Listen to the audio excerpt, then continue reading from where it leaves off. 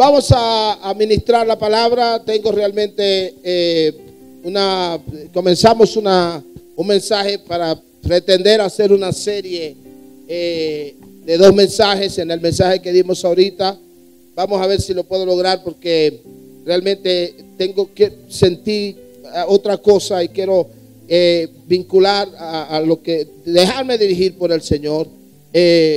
Y de verdad que estamos agradecidos de que Dios nos haya traído acá, porque yo creo que fuimos traídos para retarlos. Si el Señor me motivaba, rétalos a algo grande, y vamos a ver cómo Dios nos usa en ese sentido. Vamos a Mateo, al libro de Mateo, capítulo 16.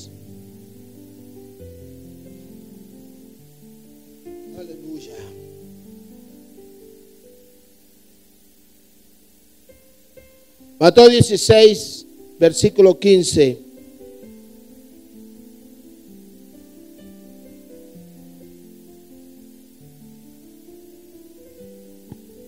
Mateo 16, 15. Quiero hablar sobre el propósito de Dios con su iglesia. El propósito de Dios con su iglesia. Mateo 16, verso 15 en adelante. Él les dijo: ¿y vosotros quién decís que soy yo? Respondiendo Simón Pedro dijo: tú eres el Cristo, el Hijo del Dios viviente.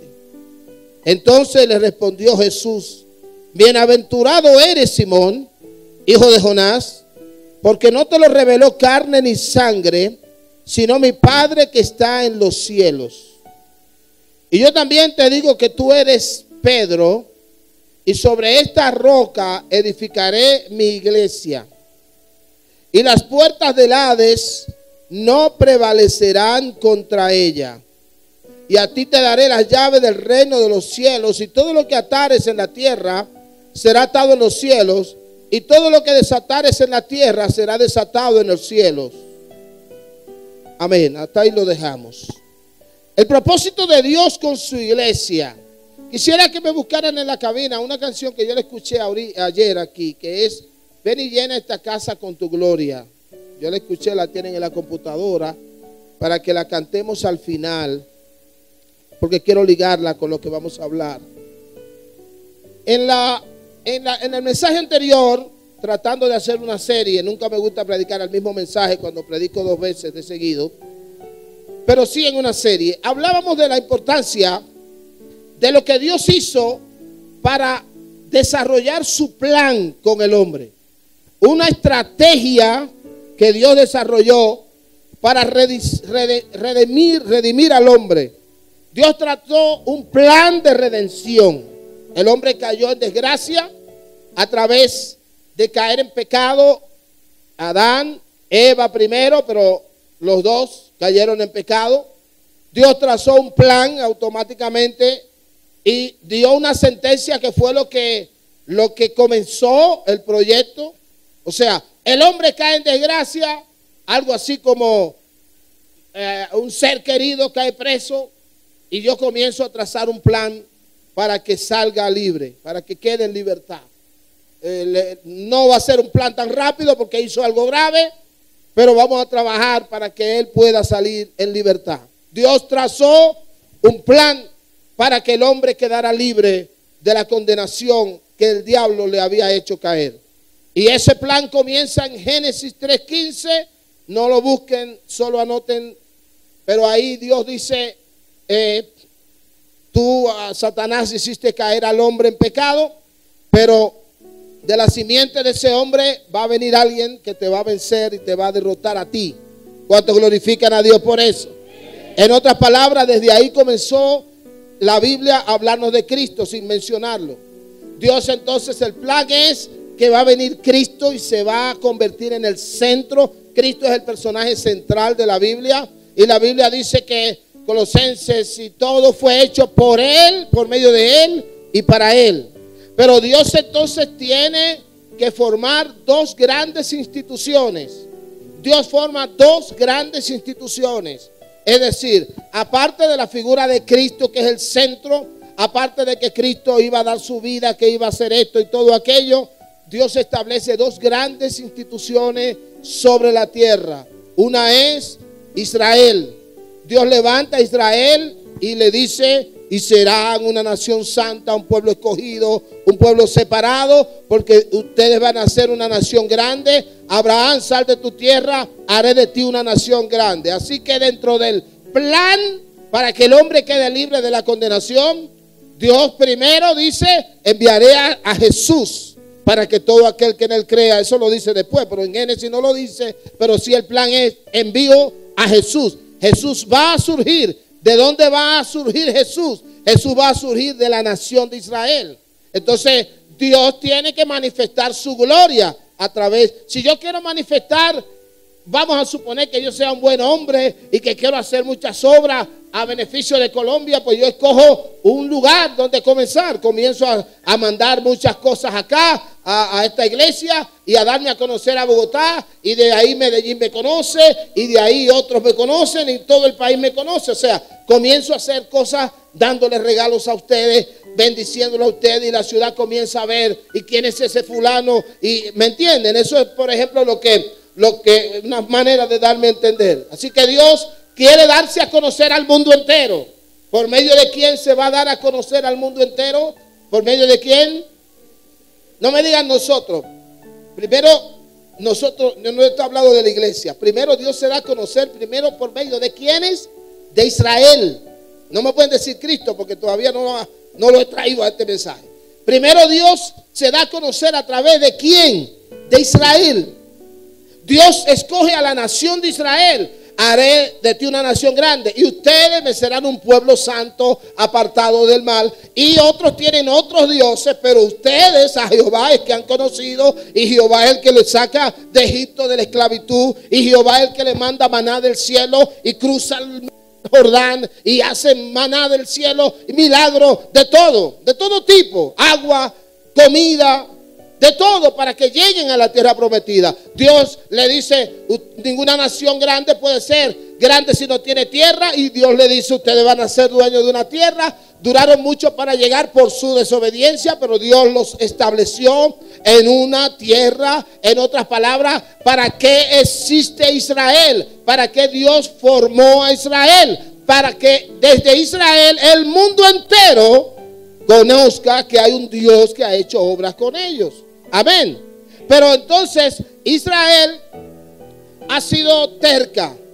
Pero cuando tú lees a Corintios, a Pablo, te das cuenta de que no es de que ellos están endurecidos en parte hasta que el tiempo de los gentiles se cumpla.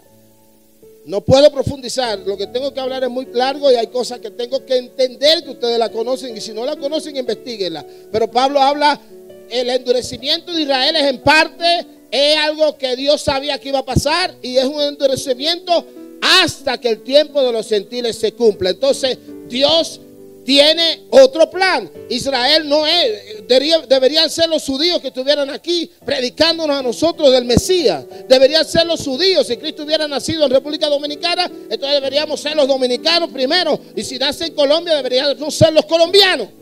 Estuviéramos anunciando por todos los lados, primero que nadie, porque nació aquí. ¿Así es o no?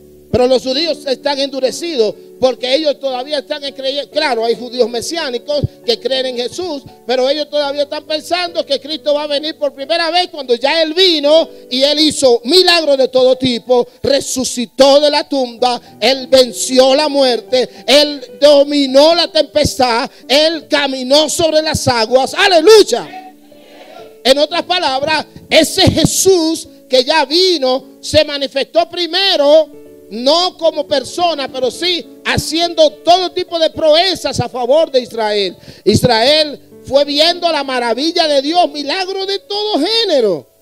Si me meto a hablar, Elías pide fuego del cielo para demostrar que ese es el Dios vivo, y manda al Señor fuego del cielo. Sol, detente en Gabaón. Dice otro siervo fiel, Josué, y el sol se detiene. En otras palabras, Dios hizo maravillas con el pueblo de Israel, pero el pueblo de Israel está callado. Al contrario, consideran que uno es loco y no comparten con uno. Allá ellos.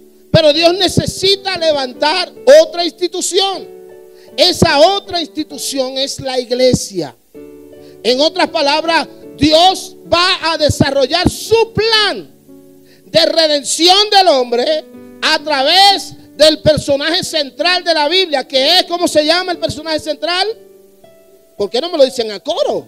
¿Por qué no lo dicen a coro? Jesús es el personaje central de la Biblia. Porque el Antiguo Testamento habla de lo que va a pasar en el Nuevo Testamento. Todas las profecías de lo que Cristo iba a vivir. Dónde iba a nacer, que iba a ser vendido por piezas de plata, que iba a ser negado, que iba a ser crucificado. Todo fue anunciado en el Antiguo Testamento. Lo que significa que yo puedo creer en Jesús. ¿Por qué puedo creer en Él? Porque todas las profecías sobre Él se cumplieron. Nacerá de una virgen y así fue. Resucitaría de la tumba y así fue. Amén. Estaría sentado a la diestra del Padre. Y Esteban, cuando fue el primer mártir que lo mataron, poco después de Cristo haber ascendido, vio al Cordero, al Hijo de Dios, sentado a la diestra de Dios. Y dice la Biblia en el Salmo 110:1 que Jehová dijo a mi Señor: siéntate a mi diestra hasta que ponga a todos tus enemigos por estrado de tus pies. En otras palabras, Jesús está sentado a la diestra de Dios. Debe estar convencido para que cuando vaya a hablar de Cristo no le hable como créame porque sí. No, yo puedo durar 3 horas hablando de Cristo. A mí nadie me va a decir, tú no me convenciste. El que convence es el Espíritu Santo, pero tú tienes que tener toda la propiedad de información sobre Jesús. No para que crean porque yo quiero que tú creas. Pues si yo le traigo un Dios falso y quiero que ustedes crean en eso, ustedes me dicen, ajá, pero demuéstrame por qué yo tengo que creer en ese fulano. Entonces, si usted quiere ser convincente, tiene que estar convencido primero de que Cristo es el camino, en la verdad y la vida. Y usted tiene que estar seguro de por qué está en el camino del Señor. Amén. En otras palabras, tenemos que tener propiedad para hablar con seguridad como lo que yo le estoy hablando a ustedes, porque he estudiado miles y miles de horas sobre Jesús. Y miles de horas de mucho estudio. Sé lo que Dios ha hecho en mi vida. Aparte de que conozco la palabra, no puedo decir con perfección, sino que me deleito en la palabra. ¿Cuántos se deleitan en la palabra? Porque algunos se deleitan solo en leer los salmos, pero no se van más allá. Hay que meterse más a fondo, poder saber por qué yo creo en Jesús y no en María o en el Papa o en el pastor para ser salvo. Entonces, sobre esa base, ahora hablemos de iglesia. Viene Dios y entonces envía a Jesús. Jesús aparece dando cumplimiento a todo lo que fue escrito en el Antiguo Testamento. Jesús aparece y recuerdo que su nacimiento fue sobrenatural, cumplimiento de la profecía que dijo Isaías: la virgen concebirá y dará a luz un hijo. Y así fue, una virgen concibiendo. Y la prueba está en que ella misma dice: yo no he tenido varón. Y el novio con quien se iba a casar estuvo a punto de salir corriendo, ya se iba a tomar un taxi y dejar a la novia porque quedó embarazada y no es mía. Ay, ay, ay. Si lo sabe la gente, la apedrea. Mejor la abandono. Y ahí vino el ángel y le habló: hey, tranquilo, y le explica lo grande que será ese señor, ese hijo que está en el vientre, ese niño que está en el vientre o que vendría al vientre de María. Jesús entonces aparece y comienza y da cumplimiento a todo lo que estaba puesto sobre él. Primero, todas las profecías se cumplen en él. De una virgen que nacería en Belén, que sería crucificada. Todas las cosas se cumplen en él. Cuando él llega, el primero que estaba, antes de él llegar, el primero que estuvo ministrando en un tiempo de apatía, de indiferencia, fue Juan el Bautista. Y Juan el Bautista rompe el silencio. El Antiguo Testamento termina diciendo: vendrá el profeta Elías, que se refería a Juan el Bautista. En otras palabras, el Antiguo Testamento está hablando del que vendría. Gracias, querido. Del que vendría. Y aparece el Nuevo Testamento, Juan el Bautista diciendo: arrepentíos porque el reino de los cielos se ha acercado. ¿Me entienden eso? ¿Me entienden eso? Como que yo sea tan buen profeta que les digo hoy a ustedes, y llegará el día en que ustedes tendrán el gran templo y 50 años después y 20 años, 5 años, venga y se cumpla. O sea, se cumplió lo que yo dije. El Antiguo Testamento termina diciendo: viene Juan el Bautista. Él va a relacionar a los padres con los hijos.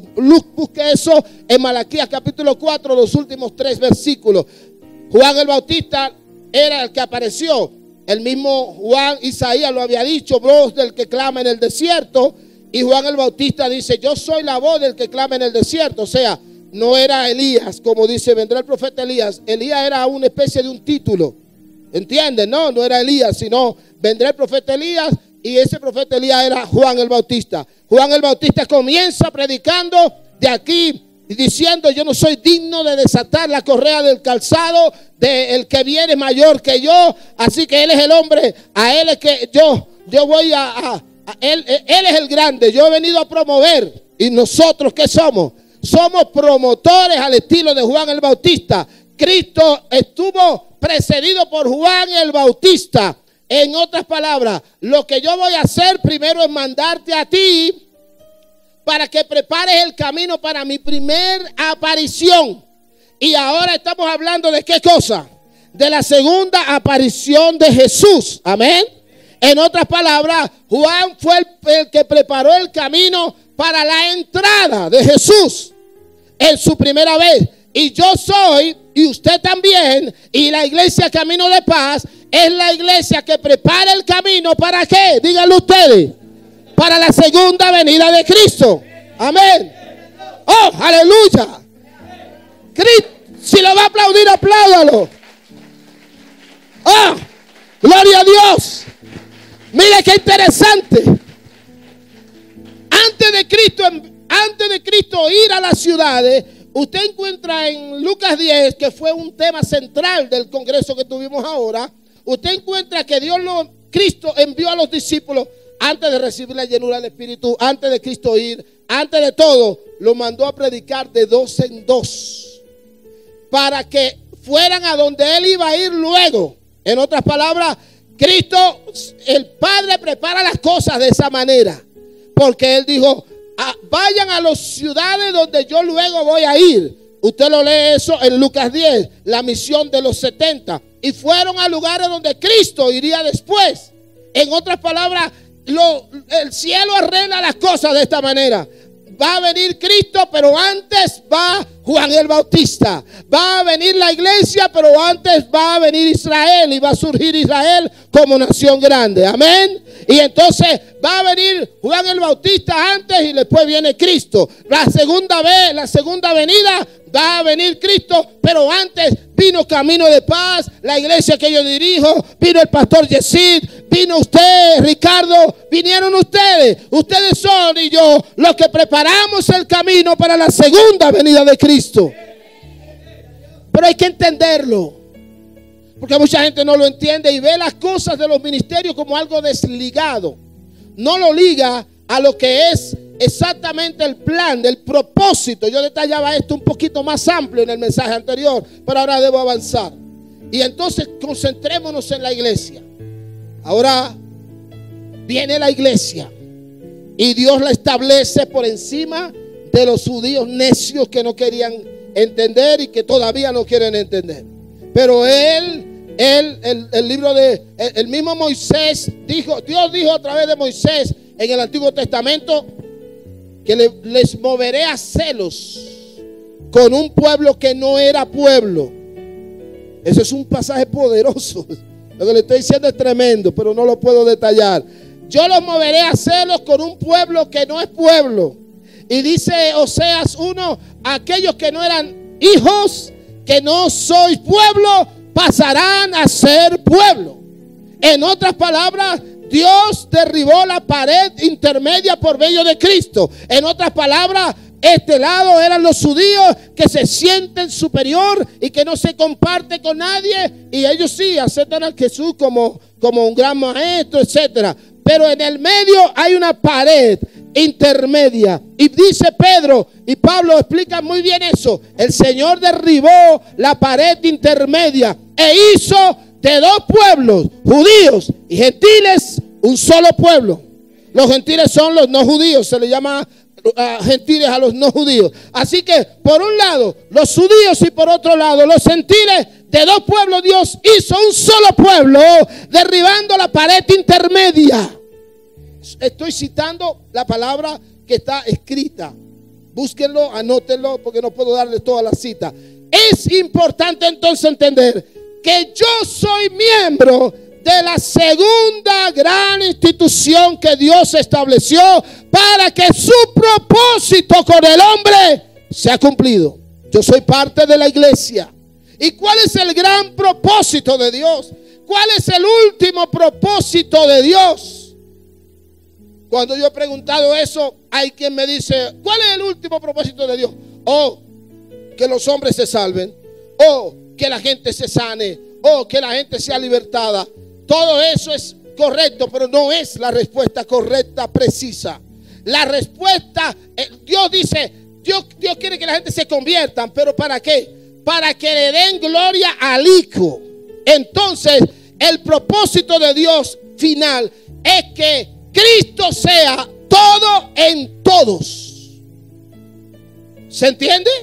En otras palabras, el plan mío, supongan que yo soy el fundador de la iglesia y me voy a ir de aquí y ahora yo quiero que todo se maneje con la cabeza, que es decir, entonces yo digo, ahora Él va a ser el centro de la dirección, porque ahora, entonces eso es lo que el Padre ha hecho. El Padre quiere que la gente se salve para que honren al Hijo. Eso está escrito también. El Cristo mismo lo dice, para que Juan 5 es un pasaje extraordinario donde Él dice que honren al Hijo, porque el Padre a nadie da potestad de juzgar sino al Hijo. Lo dice Cristo en Juan capítulo 5.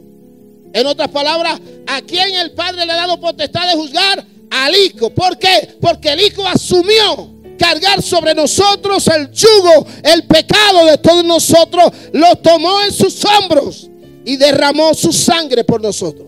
Por eso el hombre te va a tener gran problema, el que le odia y le rechaza, porque Él cargó sobre Él el pecado para que tú y yo fuésemos libres. Eso hay que explicárselo a los que no creen, pero con paciencia. Porque Cristo no vino a dar su vida por así. Porque si todos somos salvos, y somos salvos porque somos hijos de Dios por creación, Cristo no iba a venir a padecer tanto sufrimiento como lo que padeció. Si Él cargó tan grande sufrimiento, es para librarnos de algo muy grande. Amén. Se parece al hecho de que a las 3 de la mañana usted vaya tocando a mi casa y yo digo, bueno, algo grave tiene que ser. Ni siquiera bueno, porque si es una herencia me lo dice mañana. Pero si va a esta hora, yo digo, alguien se murió o algo grave está pasando. Si algo sabemos por cuál Cristo dio su vida y sufrió tanto, fue para librarnos de la condenación, para librarnos del día de la ira de Jehová, que va a ser terrible la ira de Dios. Ese Dios que nos ama y nos tiene misericordia es el mismo que luego va a derramar. Oye, la Biblia habla de la ira de Dios y de la ira de Cristo. Sería magnífico hablar de ese tema. Me fascina hablar de temas escatológicos de la segunda venida, pero no tengo tiempo a hacerlo. Pero habla de la ira de Dios y de la ira de Cristo. Cristo va a derramar su ira sobre la tierra. Va a venir las 7 copas de la ira de Dios, ¿verdad? Los juicios. Va a venir las 7 trompetas. Lea el Apocalipsis, usted verá que la ira de Dios se va a derramar con justificación sobre la tierra. ¿Por qué? Porque Él, Cristo, llevó sobre Él el pecado de todos nosotros. En otras palabras, yo hice todo lo que había que hacer para que tú no sufrieras condenación. Así que advertencia para los que no creen, les va a ir mal si sus nombres no están escritos en el libro de la vida. Y eso no lo digo yo, eso lo dice la palabra. Amén. Entonces, eso hay que entenderlo para poder explicarlo con paciencia. La iglesia entonces surge. ¿Cómo surge? La iglesia, ahora Dios dice, bueno, ahora yo voy a capacitar a estos hombres y mujeres. Dice el libro de Marcos 3, 14 y 15, que Él escogió a los que Él quiso para que estuviesen con Él y para enviarlos a predicar. Anote si está anotando Marcos 3, 14 y 15. Él llamó a unos a los que Él quiso, a sus discípulos. Entonces lo que hizo fue lo siguiente: ahora vamos a formar la iglesia. Estos tercos no han obedecido el pueblo de Israel. Inclusive Él le dio una palabra muy dura cuando le dijo lo siguiente. Él le habló de una parábola. ¿Qué dicen ustedes de un hombre que era dueño de una tierra? Y ese hombre le dice a unos que administren, le dice: mira, esto es mío. Señor Ricardo, usted como con cara de empresario serio, administre estas tierras y deme mi %. ¿Estamos de acuerdo? Sí. Ricardo dijo que sí. Pero luego, cuando llegó la hora de la realidad, cuando viene el amo y el dueño y dice: ok, ya es la hora de que me manden mi %. Vayan allá, manda emisario. No quiero señalar a nadie para que no dé la impresión de que lo quieren matar, pero al que mandó, lo mató, lo mataron. ¿Que le mande qué? Lo mandó a matar el señor Ricardo. Lo mandó a matar, lo mandaron a matar. Pero esta tierra es mía, solo pido un %. Cristo es el que le está hablando a los judíos, escribas, fariseos, que se sentían superiores. Y entonces le dice ahora: bueno, vamos a mandar otro más, pero también lo matan. Y después el dueño dice: pero vamos a mandar a mi hijo, porque seguro si mando a mi hijo, ellos van a entender, porque ellos saben que eso es mío. ¿Y qué hicieron? Dijeron: ese es su hijo, matémoslo para que no haya heredero. Pero Cristo le estaba diciendo al pueblo judío: eso es lo que ustedes van a hacer. ¿Se entiende? No tomen la lectura así. El que no analiza lo ve como algo bonito, pero el que sabe analizar está diciéndole a él, Cristo le está diciendo: eso es lo que ustedes van a hacer. El Padre mandó a su hijo, que soy yo, y ustedes lo que van a hacer es matarlo. Entonces Cristo le preguntó a ellos: díganme ustedes, ¿qué creen que debería ser el dueño de la tierra? ¿Qué debería ser el dueño de la tierra? Y ellos dijeron: quitarle esa tierra a ellos y dársela a otros que administren los bienes bien hechos. Y entonces él dijo: yes, eso mismo es lo que voy a hacer. En otras palabras, Dios le quitó al pueblo de Israel el privilegio de anunciar las bienaventuranzas, las virtudes de la salvación, de la redención, y se la dio ¿a quién? Díganme ustedes, ¿a quién? ¿A quién? A la iglesia. En otras palabras, yo soy el tipo más caché en esta tierra, porque yo formo parte de la iglesia. Usted es la figura estelar en ese sentido. Claro, el grande es el Cristo, pero quiero decir, soy importante. Somos importantes porque Cristo vive en mí y formo parte del esquema de Dios para la redención del hombre. Formo parte de su iglesia. Dígalo con gozo y con satisfacción: formo parte de la iglesia. Repítalo otra vez. Y no me refiero solo a la iglesia Camino de Paz, a la iglesia cristiana en sentido general. Y entonces los discípulos están siendo preparados para formar la iglesia, pero ellos no lo saben. Cristo no les habló de iglesia desde el principio. Los fue preparando, los fue capacitando, los mandó de 2 en 2, pero nunca le dijo: ustedes van a formar una iglesia. No se lo dijo todavía, sí se lo dijo luego. ¿Cuándo se lo dijo? Muy avanzado el ministerio, muy lejos ya de haber comenzado. Mateo 16. Entonces les dice, le habla por primera vez de iglesia. Por primera vez le habla de iglesia en Mateo 16. Cuando Pedro pregunta, cuando Pedro habla, cuando Cristo pregunta: ¿qué dice la gente que soy yo? ¿Cuál es la opinión de la gente? Y dan varias respuestas. Pero, ¿y ustedes qué dicen? Ustedes. El primero a responder, que siempre se metía en rojo en los semáforos, respondía primero, para bien o para mal. Esta vez lo hizo muy bien, pero otra vez se lo hizo mal. Porque hay gente que quiere responder primero, pero muchas veces comete errores, porque a veces no es bueno responder de una vez hasta ver de qué que están hablando. Si yo le pregunto a ustedes algo, quizás responda rápido a alguien y lo hace mal. Pero otro más pensativo dice, espérate, déjame ver. Ah, sí. Y responde mejor porque lo piensa. Pedro no pensaba, él hablaba y pensaba después. Pero ahora lo hizo bien. Él dijo, tú eres el Cristo, el Hijo del Dios viviente. Amén. Entonces Cristo dice, yes, lo has hecho bien. No te lo reveló carne ni sangre, sino mi Padre que está en los cielos. Te felicito por la respuesta. Y entonces ahí le dice, y yo también te digo que tú eres Pedro, y sobre esta roca, sobre esa verdad de que yo soy el Cristo, el Hijo del Dios viviente, voy a establecer mi iglesia. Y las puertas del infierno no prevalecerán contra ella. Amén. ¿Cuántos lo creen?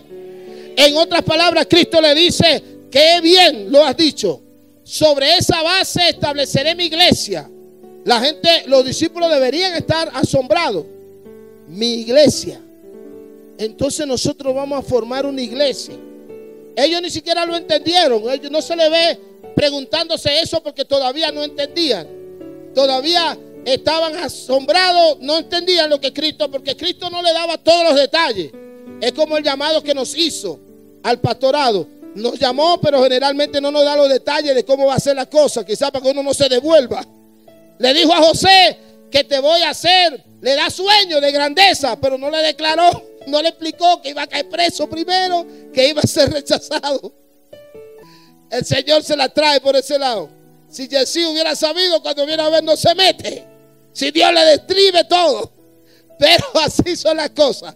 El Señor entonces le dice a Pedro, sobre esta palabra estableceré mi iglesia y las puertas del infierno no prevalecerán contra ella.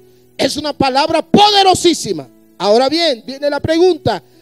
Si esto es así, que las puertas del infierno no prevalecerán contra la iglesia, la pregunta es, ¿y por qué tantas iglesias se cierran? ¿Por qué tantas congregaciones caen? Pastores hacen desastres en nuestra ciudad. Ustedes lo han visto aquí, donde quiera. Gente que arma unos líos y la iglesia termina destruyéndose, acabándose y cerrándose todo. ¿Qué fue entonces? ¿Cristo falló? ¿Mintió? ¿Quedó mal? No, porque hay que diferenciar entre la iglesia local y la iglesia universal de Jesucristo. ¿Se entiende? En otras palabras, la iglesia que yo dirijo puede ser derribada por el diablo. No lo será, pero si yo me meto en tollos y en pecado y en desorden, el diablo puede destruir y cerrar la iglesia que yo estoy dirigiendo, porque esa iglesia es una parte de la iglesia, pero no la totalidad de la iglesia. ¿Se entiende? Hay mucha diferencia entre la iglesia Camino de Paz, que está aquí, que no va a caer, pero si no se manejara con calidad, con altura, con respeto, con dirección del Espíritu, cuando viene a ver pudiera caer. No va a caer en el nombre de Jesús, pero ¿me entienden? En otras palabras, no es que Cristo falló, que las puertas del Hades no prevalecerán contra la iglesia. Puede prevalecer contra la iglesia local. Muchas iglesias se están cerrando en muchas naciones, en todos nuestros países. En algunos lugares por darle a la gente la espalda a Dios, y en otros lugares porque está viva la iglesia, pero el pastor se mete a hacer pecado y a hacer desastre, o porque no hay unidad. De ahí podríamos entonces preguntar, ¿por qué se cierra una iglesia? ¿Qué puede hacer que una iglesia se cierre? Una iglesia se puede cerrar por las mismas malas acciones de la cabeza, pero también puede ser que la cabeza está bien conectada con Dios y que los líderes no lo estén. Que la iglesia no apoye, que la iglesia no milita, no participa, no siembra, no se activa. La iglesia se puede caer porque solamente este grupito dirige y es lo que hacen la obra. Pero todos estos están esperando a ver cómo lo hacen para criticarlo, murmurarlo y no hacen nada. Así que pudiera ser que ese grupo esté activo, provocando la gloria, descendiendo el Espíritu de Dios, poniendo las manos sobre los enfermos, y todos los demás sean unos espectadores, simplemente viendo cómo lo hacen y ver cómo lo critican. ¿Se entiende? Yo no estoy hablando tonterías, estoy hablando cosas concretas. Usted puede ser la iglesia más grande de esta ciudad, o puede ser una iglesia que dure 1 o 2 años más y se vaya a pique. Sin embargo, no es así. No será así. ¿Por qué? Porque usted tiene un pastor lleno del Espíritu Santo y líderes que aman a la gente y que aman la obra de Dios. ¡Aleluya! ¡Gloria Gloria a Dios. Y entonces ahí es donde yo vengo con el reto que les quiero hacer. Ustedes tienen una limitación grave aquí. Yo le preguntaba al pastor y a la pastora, no sabía bien realmente, por eso tengo un lío en la cabeza. Dios, ¿qué le hablo a esta gente? Porque no quiero hablar cosas simplemente si no quiero marcarlo. Y cuando yo le preguntaba, no es el local nuestro, sino que tenemos que pagar gran cantidad de dinero. Y entonces Dios me dice, háblales de tu testimonio. Nuestro testimonio es que ahora nosotros somos dueños de uno de los locales más grandes de mi ciudad, San Pedro de Macorís. ¿Cuántos glorifican a Dios por eso? Como esto se está grabando, a usted puede ver mucha gente y luego preguntarle, y allá nos pueden ver y saben que así es. Nosotros tenemos uno de los locales más grandes de la ciudad, pero esto fue producto de la fe. ¿Por qué? Porque nosotros no tenemos dinero, pero tenemos fe. Y el que tiene fe, al que cree, todo es posible. Aleluya. En otras palabras, hablemos de iglesia camino de paz. Dejemos ya lo demás de la iglesia primitiva y vengamos para acá, para la iglesia del 2017. El tener un local para nosotros era muy importante, un local propio, pero no teníamos un local propio durante muchos años. Y le contaba a los pastores ayer que eso fue para mí mucha aflicción, porque yo decía, Dios mío, ¿y qué es lo que va a hacer Dios y cómo lo va a hacer? Yo decía, wow, para mí, yo soñaba con tener un local. Tenemos varias iglesias hijas y una o dos de ellas tienen local propio, pero nosotros estábamos en el centro y Dios nos fue llevando aumentando nuestra fe, porque Él veía la pasión. En otras palabras, ustedes tienen que aprender a cogerle mala gana a este local.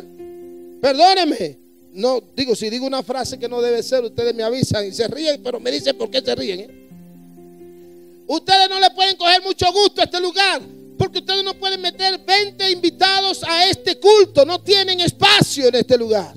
¿Es así o no es así?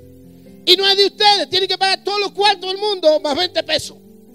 Y entonces no es suyo, nunca lo será, porque es un alquiler hasta que no haya un acuerdo de compra. Pero ¿para qué compra si aquí no le caben 200 personas cómodamente? ¿Se entiende? En otras palabras, ustedes se tienen que extender. En otras palabras, hay que hablar de iglesia local en dos dimensiones. Un lado, lo más importante, más que el local, es que estuviesen con Él y para enviarlos a predicar. Marcos 3, 14, lo que le dije ahorita. Marcos 3, 14 y 15. En otras palabras, ustedes tienen que enamorarse de Cristo para estar con Él y además para extender el reino de Dios. Amén. Pero ustedes tienen que ser llenos del poder, porque Cristo le dio a la iglesia dos cosas. ¿Cuáles son las dos cosas generales que le dio a la iglesia? Primero, autoridad. Cuando lo mandó de dos en dos, vayan en mi nombre, pero los envió sin poder. Por eso ellos se asombraban cuando los demonios se sujetaban y llegó un momento que ellos no pudieron libertar a cautivos de demonios porque no pudieron. Pero Él les dio autoridad. En otras palabras, pastor, le doy la autoridad para que use mi casa, apropiese de eso, eso es tuyo. En otras palabras, le dio autoridad a los discípulos para ministrar en el nombre de Jesús. Y el resultado fue, volvieron los 70 con gozo. Lucas 10, viendo lo que sucedía. Pero Cristo le dijo, no se maravillen de que los demonios se les sujetan, sino de que sus nombres estén escritos en el libro de la vida. Estar con Él. Entonces, lo más importante no es el gran edificio que yo los quiero retar a que tengan, sino primero estar con Él. Diga conmigo, estar con Él. Tener comunión con el Espíritu Santo. Ser lleno del Espíritu. Los que están de acuerdo, digan un amén bien fuerte. Eso me gustó. No es ministrar bonito aquí, es ser lleno del Espíritu. No es tener palabras bonitas para dirigir un mensajito artificioso. Es ser lleno del Espíritu de Dios. A los que le estoy retando primero, no es un gran local, primero los reto a la llenura del Espíritu, a los dones del poder de Dios moviéndose. Y si usted está de acuerdo, incline su rostro ahora y haga una oración. Y dígale, Señor, yo quiero conocerte más. Dígalo en sus propias palabras. Incline su rostro. Pídale al Señor. una mayor compenetración con el Espíritu. Aleluya. Una llenura del Espíritu que me marque por completo, que no me deje igual. Un poder de Dios que me cambie la mente, que me transforme, que me sane y que me lleve a testificar del amor de Dios que es en Cristo Jesús, Señor nuestro. Amén. Amén. Pero cuando ustedes sean llenos del Espíritu, como lo son, yo no estoy diciendo que no lo son, nadie me interprete mal. Ustedes están llenos del Espíritu, pero cuando usted está lleno de Dios y los dones se manifiestan y la gloria se baja sobre cada culto, ustedes tienen un gran problema, no tienen dónde meter la gente, porque necesitan espacio. Y entonces nosotros estábamos rogando al Señor por un espacio propio. Teníamos que pagar grandes cantidades de dinero. Teníamos que pagar, ustedes están pagando, me dicen que $800 y nosotros pagábamos $1,000 mensuales en un país que no es tan rico, que no es rico, con muchas necesidades. $1,000 todos los meses. ¿Pero por qué? Nosotros habíamos buscado locales, pero estaban fuera del centro. Y Dios me decía, no puedes salir del centro, porque nosotros estamos en el mismo centro de la ciudad. La ciudad no es muy grande, pero la iglesia nuestra actualmente en el centro. Y yo llegué a buscar locales fuera y Dios me decía, no es esto, es en el centro. Entonces yo diciendo, Padre, ¿y cómo es que se va a hacer? Porque todo en el centro cuesta mucho dinero. Y entonces llegamos a hacer acuerdos para comprar un local donde estábamos rentados, pero total, Dios nos lo desbarató el asunto porque no era su plan. Solamente que una vez no sabe cuál es el plan por fin, para dónde voy, cuál es la voluntad de Dios. A veces no sabemos cuál es, pero Dios nos derribó el plan. El local que íbamos a comprar, en esos mismos días se abrieron 2 casas que habíamos ocupado, pero que nunca las querían vender. Y cuando ya íbamos a comprar este local, que cabíamos como 300 personas, pero estrecha, no era lo que Dios quería, no íbamos a tener para dónde extendernos. Y cuando ya íbamos a comprar, aparecen estas ventas de casa, y ahí compramos. ¿Y qué coincidió? Que la casa que nosotros compramos primero, resulta que ahora hacen patio con el local grande que nosotros compramos ahora. ¿Cuántos glorifican a Dios por eso? Ay, ay, ay. Ustedes no lo disfrutan porque ustedes no saben allá, no saben lo que nosotros disfrutamos. Pero el hecho es que compramos esas casas y ahí seguimos. Pero Dios hizo algo. Una vez en un congreso de misión, un congreso de mujeres que había, y los hombres estábamos en un local, en otro lado nos fuimos a un local cercano a celebrar y dejamos a las mujeres a Loida con todas sus mujeres locas ahí en el local. Y lo de loco lo digo graciosamente, no despectivamente. Y eso ahí se armó un lío. 2007. Un congreso que se hace todos los años. Yo invito a algunas mujeres que vayan. Acaba de celebrarse la semana pasada. Una actividad preciosa. Y en ese año las mujeres estaban ahí todas llenas en el local y no cabían. Y la pastora que estaba ministrando en ese momento dijo lo mismo que yo estoy diciendo ahora. Si vienen 10 gente más no caben. ¿Dónde meten? Si se convierten 30, 50 personas, si en cada culto se llena, ¿dónde lo van a hacer? ¿Qué van a hacer? Y entonces ella decía, pastora, salga a donde usted quiere extenderse, a donde usted se quiere extender. ¿En qué lugar usted quiere extender? Y yo no estaba ahí, repito, porque estaba con los hombres en otro lado. Yo no fui testigo de lo que sucedió ahí. Y mi esposa salió con las demás, con un grupo de las fieles. No salieron todas, pero salieron un grupo detrás de ella y salieron con banderas y con pañuelos y con aceite y se fueron directo al local que ahora es nuestro local.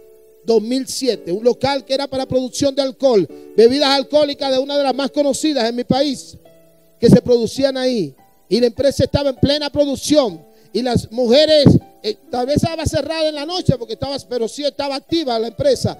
Y ellas fueron y comenzaron y le dieron patada a la casa, al local, y dijeron, Señor, derriba esto, derriba este asunto de aquí, tumba esta casa de corrupción de alcohol y dánosla a nosotros. 2007. Sigue el proceso. tratamos de comprar otro lugar. Nos habíamos olvidado de lo que había pasado. Pero una hermana viene y nos dice, en medio del proceso de dolor de qué hacemos, nos dice, acuérdese que en el 2007 hicimos una declaración profética. A partir del 2013 comenzamos a ver el local. ¿Por qué? Porque ahora ese local que antes estuvo produciendo, ahora estaba cerrado con un letrero de se vende. ¿Se entiende? Le dice algo a ustedes. Un letrero grande de se vende y nadie lo miraba. Y nosotros decimos, wow, vamos a comprarlo. ¿Pero cómo? Cuando hablamos 20 millones de pesos dominicanos y nos rebajan de consideración 1 millón. Pero entre 20 millones y 1 millón al que no tiene cuarto es lo mismo. Y nosotros decimos, bueno, ok, le decimos a ellos, a cada rato íbamos a orar. Estrategia, pastor. A cada rato le decíamos a los dueños, permítanos ir a ver para ver cómo podríamos aprovechar el local. Permítanos ver si podemos, porque hacíamos como que tuviéramos muchísimo cuarto. Porque parte del pleito es hacer creer que yo te gano a ti. Yo te gano a ti, aunque usted nunca se pelea, pero eso asusta al tipo, ¿no? Y nosotros íbamos a entrar allá. Y entrábamos y que a ver cómo lo planificamos. Y nos ponían un vigilante afuera y nosotros entrábamos en lugar cerrado con mal olor. Eso era producción de alcohol, ya no estaba, pero tenía un mal olor, ratones y demás, y polvo y demás. Y nosotros entrábamos y comenzaban, varias veces entramos y comenzamos a decir, Señor, en este lugar se va a hacer el altar. Señor, en este lugar. Ay. Uf. Y se hizo. ¿Cuánto glorifican a Dios? Y se hizo. Si lo va a aplaudir, apláudale con fuerza. Aleluya. Y varias veces fuimos a ver, hacer lo mismo. Hasta que ya teníamos vergüenza de decir, bueno, ya deberíamos comprar, pero ¿cómo? Y entonces, 2013, diciembre, un colombiano, lástima que no me acuerdo el nombre, llegó a nuestro país en diciembre de 2013, y dijo, en una palabra profética, sin yo haberle explicado mucho, dijo, de aquí a 3 meses el local que ustedes quieren bajará de precio. Diciembre de 2013. Y en marzo del 2014 nos llaman y nos dicen, este lugar ha bajado de precio, miren a ver si ustedes ahora lo quieren comprar. De 20 millones bajaron a 15 millones de pesos dominicanos. Y entonces eso nos despertó el interés. ¿Cómo bajaron de precio? Porque Dios usó a un individuo que dijo, yo le compro el local, pero se lo compro en 15, no en 20. Y ellos dijeron, pues está bien. Entonces la que estaba vendiendo, queriendo ganar su %, nos llamó y nos dijo, miren, ellos lo bajaron, miren a ver si ustedes quieren ahora. Y nosotros decimos, ok, pero no te puedo decir que ahí me llené de gozo y que dije, ¡huepa! No, porque todavía tenía dudas. Y pensaba, bueno, porque no es que tenemos 15 millones tampoco, pero podríamos hacer algo, podríamos comenzar a planificar. Y déjenme decirles algo. ¿Ustedes quieren un local grande y propio, grande? ¿Sí, así o no? Ok. Por un lado está la fe, pero por otro lado está la acción. Si ustedes no forman un equipo que sueñe, que trabaje, que administre, que levante recursos, que viva una pasión fiebruz, loca, no pueden tenerlo por más fe que tengan. Amén. En otras palabras, si nosotros no nos hubiéramos organizado y nosotros formamos un equipo de trabajo, una comisión de levantamiento de finanzas y dijimos, Dios mío, ese local es nuestro. Pero eso quiere decir mucho sacrificio. Y comenzamos a orar. Y el Señor, los dueños nos bajaron $500,000 más. De 15 millones lo dejaron en 14 millones y medio. Y vimos la gloria de Dios sobrando. Y entonces dijimos, bueno, tenemos que hacernos del local. Y fue creciendo la fiebre, el fervor. Yo comencé a hablar sobre Nehemías, de cómo Dios le dio recursos para restaurar la ciudad. Amén. Más formamos un equipo de trabajo que fue trabajando, preparando y organizándose paso por paso para tener un equipo de trabajo. Y déjeme decirles que Dios permitió en el 2015 que entráramos a ese lugar. Pedimos un préstamo bancario. Ese préstamo no era tan fácil que se pudiera recibir. Pensábamos que iba a ser difícil que lo pudiéramos obtener. Pero nos dieron un préstamo bancario. A iglesia no se le presta dinero allá, pero nosotros lo logramos. Un milagro financiero. Y el resto, 10 millones de pesos, pero eran 14 millones y medio. La empresa que lo que hace es vender ron, nos dijo, nosotros buscamos 3 millones más, pero faltaba 1,5 millones todavía.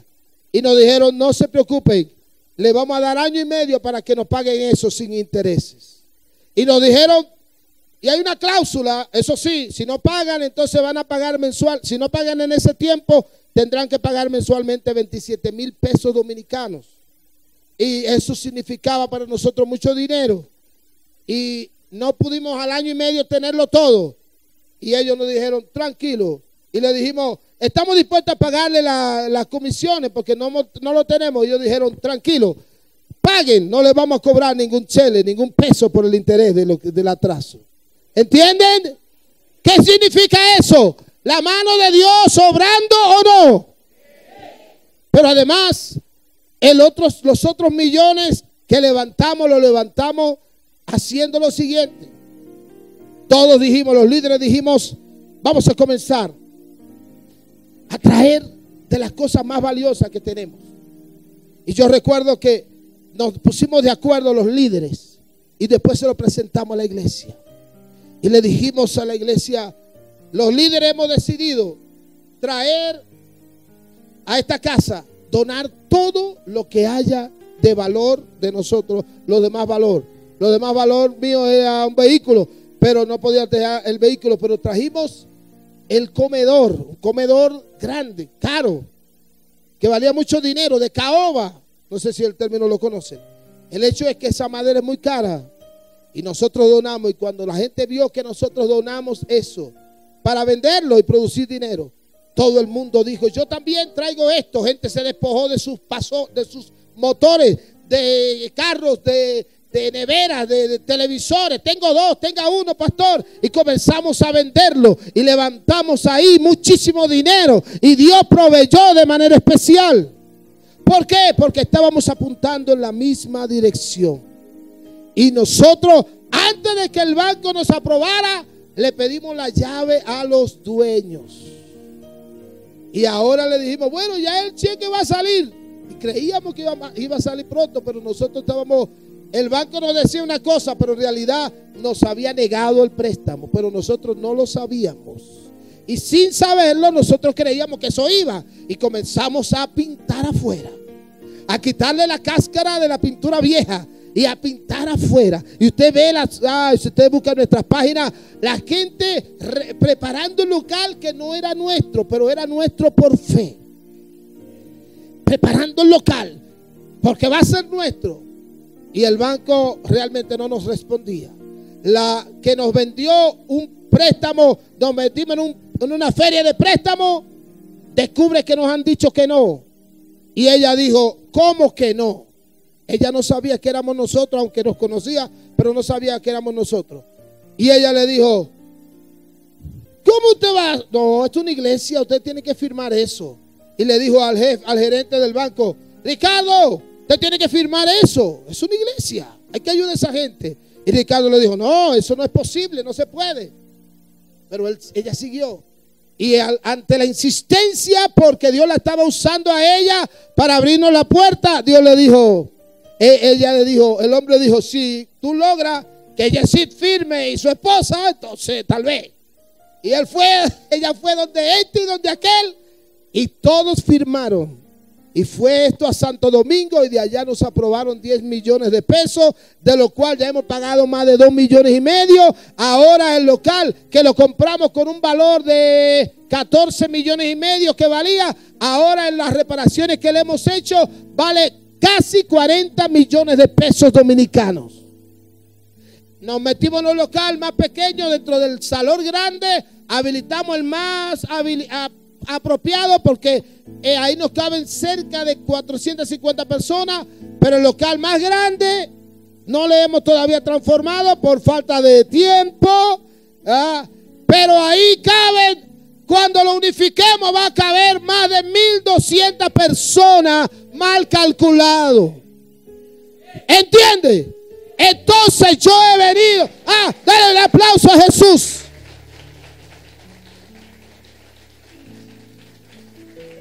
Por eso yo he venido a retarlos en este día. Ustedes tienen que tener una iglesia llena de la presencia de Dios primero. Amén. Pero necesitan un local. Porque cuando la iglesia se llena de la gloria y los milagros comienzan a producirse como lo que está pasando, ¿dónde van a meter la gente? Tienen que perderle el amorcito que le tienen a este local, que total ni de ustedes. Y tienen que atreverse a clamar por un local propio. ¿Cuántos están de acuerdo? Yo sé que ustedes lo están haciendo. Yo no estoy diciendo que no lo están haciendo. Pero quizá Dios me ha mandado a meterle un poquito más de fuego y pasión por eso. Y cuando le pregunto a la pastora ahorita, me quedé maravillado cuando ella me dice que ustedes han estado orando por un local que queda exactamente detrás de esa pared. Cuando ella me dijo eso, yo dije, ay, mi madre. Entonces yo creo que hoy puede hacerse el milagro de inicio. Hoy se puede hacer el milagro. ¿Cuántos lo creen? Yo quiero que se pongan de pie. Yo quiero que los adoradores vengan aquí delante. Y yo quiero pedirle al pastor y sus líderes que vengan aquí delante, por favor. Vengan aquí delante. Los líderes tuyos, ¿quiénes son? Llámalos. Y que vengan aquí delante. Aleluya. Junto a ustedes. Aleluya. Oh, gloria a Dios. Porque yo quiero, pastor, que hagamos un ejercicio. Yo no sé cuál es el lugar que Dios le tiene a ustedes. No lo sé. Tal vez sea ese, pero yo no lo sé. No estoy tratando de ser un profeta porque lo que soy es un maestro. Yo no digo que soy un profeta, sino un maestro. Pero no sé si ese es el local que ustedes quieren. Y si es el local que Dios tiene para ustedes. Pastor, yo no sé cuál es el lugar que Dios tiene para ustedes. Pero yo los reto a que ustedes salgan de aquí ahora. Si usted está de acuerdo conmigo. Y vayan y oren por ese lugar. Si sienten hacerlo. Salgan y pongan las manos tus líderes mientras nosotros nos quedamos y alguien que tome foto de ese lugar. Porque a mí me encantaría que se repitiera lo de San Pedro de Macorís en el año 2007. 7 años pasaron, fue en el 2014 que pudimos comprar. Pero el número perfecto es 7 y Dios en 7 años hizo el milagro. En 7 años hizo el milagro. Yo creo que Dios puede hacer el milagro en ustedes también. ¿Está de acuerdo, pastor, conmigo? Entonces yo quiero que ustedes salgan a ese lugar. Si tienen aceite, búscanlo con aceite. Y toda la iglesia se va a quedar aquí adorando y declarando: ven y llena esta casa con tu gloria. Vamos a orar y enviarlos a ellos en el nombre de Jesús para que hagan la obra que en el nombre de Cristo tienen que hacer. Primero, creer. Primero, el asunto es creer. Todo comienza por creer. Todo comienza por creer. Creo en ti, Jesús, en lo que harás aquí. Toda la iglesia orando, toda la iglesia intercediendo.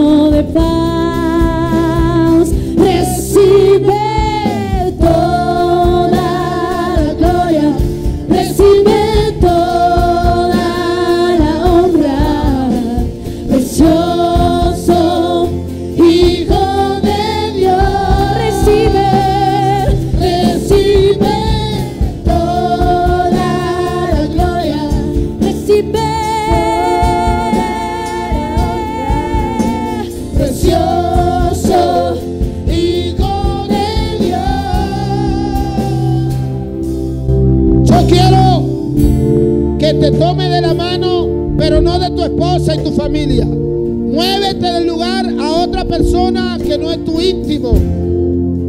Y ora con una persona. Acércate a esa persona. Y dile: Señor, dame un local. Nadie se me quede libre.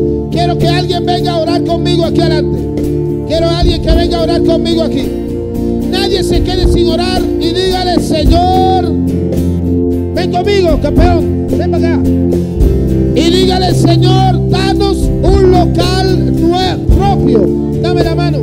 Nos unimos a clamar con el mismo propósito. Dale a la iglesia Camino de Paz un local. Tú te glorificas dándonos una casa. Clame, clame, interceda, interceda. Dígale a Cristo que se glorifique, que abra los caminos para eso, que provea para eso, que derrame de su gloria para eso. Me uno a mi hermano para decir en el nombre de Jesús que será grande el milagro que Dios ha de hacer en nuestra casa, porque la gloria de Dios se manifestará. Y además veremos la provisión, veremos la provisión, veremos la provisión de Dios.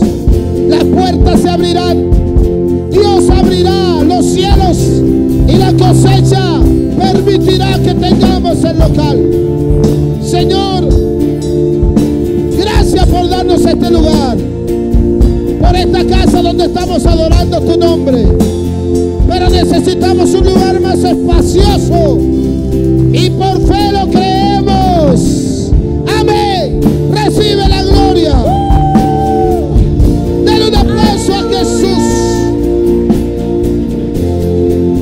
Declare la grandeza de Dios. Recibe, recibe toda la gloria.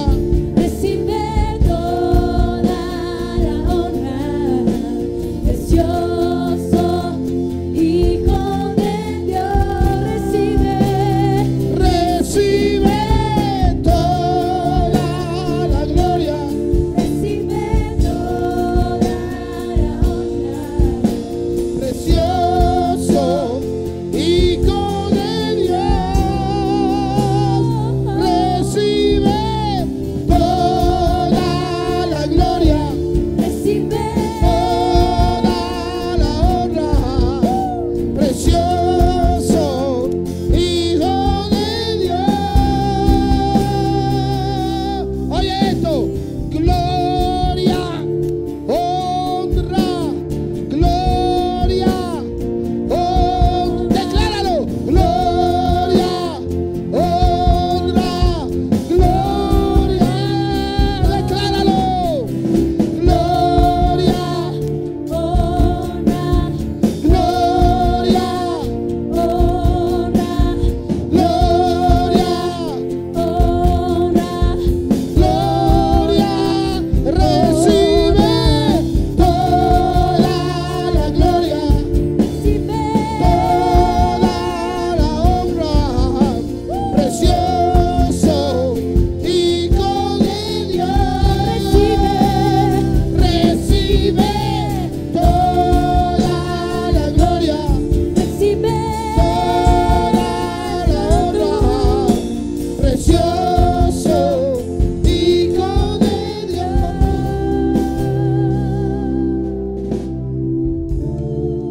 El Señor fue abriendo puertas. Teníamos muchas deudas producto de esa compra.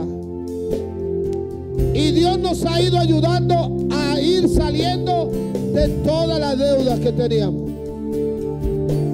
A los antiguos dueños le pagamos $1,500,000 de pesos. Teníamos como 7 u 8 deudas y de ellas ya solo nos quedan como 3. Sobre todo la deuda principal del banco que nos prestó los 10 millones, que todavía le debemos menos de 8. Pero las demás deudas se han ido eliminando por el milagro provisión de Dios. ¿Cuánto creen que puede ser posible? Y la casa que ocupábamos, la casa que ya son nuestras, que hasta pensábamos construir ahí, pero era muy pequeño, resulta que hacen patio con el local. Así que cuando compramos la casa nunca pensamos que íbamos a ser los dueños reales de eso, pero ahora resulta que abrimos una puerta y ahora accesamos desde aquí para allá y tenemos muchísimos metros de construcción y para construir. Dios se glorificó de manera poderosa y Dios lo va a hacer con ustedes también. Baje la música ahora. Yo quiero hacer una oración sacerdotal por ustedes. Poniendo mis manos sobre los pastores, por favor, acérquense. Aleluya. No de esa forma, sino abrazándolos, porque no quiero sentir como que yo soy el padre de ustedes, no lo soy, pero sí soy un amigo. Yo quiero declarar en el nombre de Jesús que el milagro que Dios hizo sobre nuestra casa lo va a hacer aquí. Mayor, la gloria postrera de esta casa será mayor que la primera. Que tú le abrirás puertas grandes.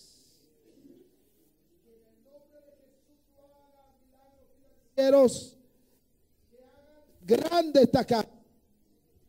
Ese letrero que está ahí, si es el lugar que Dios ha determinado, porque repito, no estoy hablando como profeta, sino como maestro. Pero si ese es el lugar que Dios tiene para ustedes, atrévanse a comenzar a hablar con los dueños y a soñar con que ese lugar sea.